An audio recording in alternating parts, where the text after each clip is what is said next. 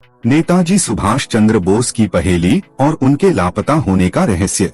नमस्कार दोस्तों, नेताजी सुभाष चंद्र बोस का जन्म 1897 में 23 जनवरी को कटक में हुआ था। स्वतंत्रता संग्राम में उनका महान योगदान है।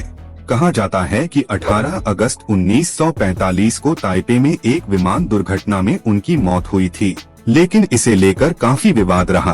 कई जांच आयोग बने। महान स्वतंत्रता संग्राम सेनानी सुभाष चंद्र बोस बड़े रहस्यमय व्यक्ति थे। उनमें अपने जीवन काल में एक संप्रभु भारत को देखने का उत्साह और जुनून था। वह स्वतंत्रता आंदोलन के महान नेताओं में शुमार थे और नेताजी कहलाए, मगर उनकी मृत्यु भी उतनी ही उलझन का विषय रही है। कहा जाता है कि 18 अगस्त 1945 को नेताजी 3rd डिग्री बर्न के शिकार हो गए थे, जब उनका विमान ताइवान के ताइपे में उड़ान भरते समय दुर्घटनाग्रस्त हो गया था, जो उस समय जापान के कब्जे में था। रात 9 से 10 बजे के बीच निधन से पहले बोस कोमा में चले गए थे। द्वितीय विश्व युद्ध में इंपीरियल जापानी सेना के पायलट, सह पायलट और लेफ्टिनेंट जनरल सुनामासा शिदेई ने दावा किया कि जापान के आधिकारिक आत्मसमर्पण के तुरंत बाद उनका विमान दुर्घटनाग्रस्त हो गया। शिदेई और बोस डेरेन के रास्ते में थे, जहां बोस को यूएसएसआर के वार्ताकारों के साथ राजनीतिक शरण के बारे में बात करनी थी और भारतीय स्वतंत्रता के लिए संघर्ष जारी रखने के लिए आजाद हिंद फौज (आईएनए) का नियंत्रण सोवियत संघ को सौंपना था। शिदेई को बोस के लिए मुख्य वार्ताकार के रूप में काम करना था। घायल या मृत बोस की कोई तस्वीर नहीं ली गई और न ही मृत्यु प्रमाण पत्र जारी किया गया। इन्हीं वजहों से आईएनए ने यह मानने से इनकार कर दिया कि उनका निधन हो गया। बोस के कई समर्थकों ने उनके निधन के समाचार और परिस्थितियों दोनों पर विश्वास करने से इनकार कर दिया। इसे साजिश बताते हुए कहा गया कि बोस के निधन के कुछ घंटों के भीतर कोई विमान दुर्घटना नहीं हुई थी। नेताजी के बारे में कुछ मिथक आज भी कायम हैं। बोस के चीफ ऑफ स्टाफ कर्नल हबीब उर रहमान, जो उस दुर्भाग्यपूर्ण उड़ान में उनके साथ थे, बच गए। उन्होंने एक दशक बाद बोस के निधन पर गठित एक जांच आयोग में गवाही दी। कहा जाता है कि बोस की अस्थियां टोक्यो के रेंकोजी मंदिर में रखी हुई हैं। नेताजी से जुड़े रहस्य।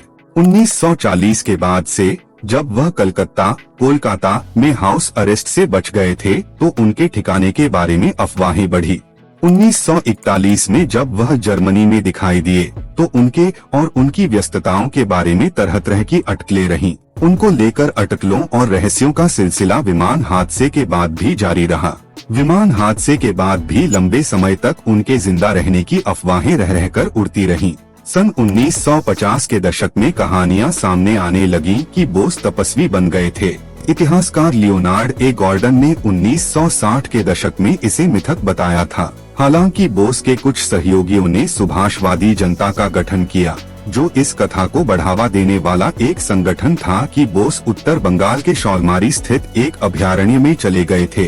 कुछ रिपोर्ट स्पष्ट रूप से नेताजी की मृत्यु को स्थापित करती हैं।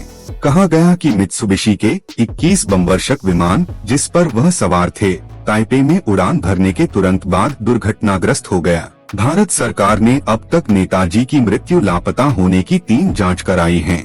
केवल पहले 2 ने निष्कर्ष निकाला कि 18 अगस्त 1945 को उनका विमान दुर्घटनाग्रस्त होने के बाद ताइहोकू के एक सैन्य अस्पताल में उनकी मृत्यु हो गई, और यह भी कि टोक्यो में रेंकोजी मंदिर में नश्वर अवशेष उनके हैं। विमान दुर्घटना के बाद फैली अफवाहों के आलोक में लॉर्ड माउंटबेटन के नेतृत्व में दक्षिण पूर्व एशिया के सुप्रीम एलाइड कमांड ने एक खुफिया अधिकारी कर्नल जॉन फिगेस को बोस की मौत की जांच करने का काम सौंपा। 5 जुलाई 1946 को प्रस्तुत फिगेस की रिपोर्ट गोपनीय थी। 1980 के दशक में लियोनार्ड ए गॉर्डन ने फिगेस का इंटरव्यू लिया था, जहां उन्होंने रिपोर्ट लिखने की पुष्टि की। 1997 में ब्रिटिश सरकार ने अधिकांश IPI इंडियन पॉलिटिकल इंटेलिजेंस फाइलों को ब्रिटिश लाइब्रेरी में जनता के देखने के लिए उपलब्ध कराया। हालांकि फिगेस की रिपोर्ट उनमें नहीं थी। फिगेस की रिपोर्ट और गॉर्डन की जांच 4 बातों की पुष्टि करती है। 18 अगस्त 1945 को ताइहोकू हवाई अड्डे के पास एक विमान दुर्घटनाग्रस्त हो गया, जिसमें सुभाष चंद्र बोस सवार थे। बोस का उसी दिन पास के सैन्य अस्पताल में निधन हो गया। ताइहोकू में उनका अंतिम संस्कार किया गया और उसकी राख को टोक्यो भेज दिया गया।